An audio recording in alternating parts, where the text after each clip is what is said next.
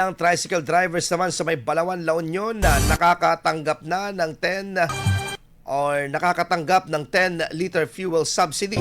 Para sa detalye ng balitang yan, kasama natin Idol Neil Muyano. 104.7 IFM.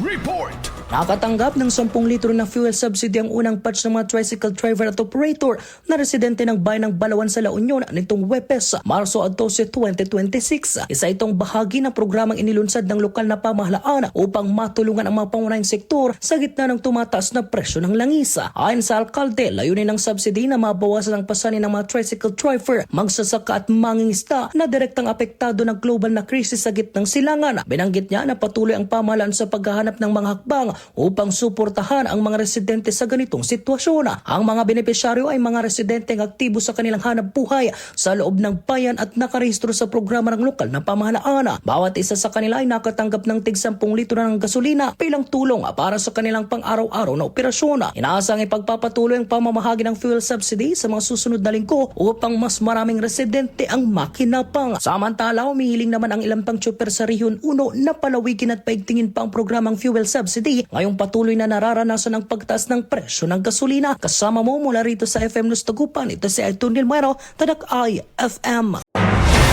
IFM News. IFM News.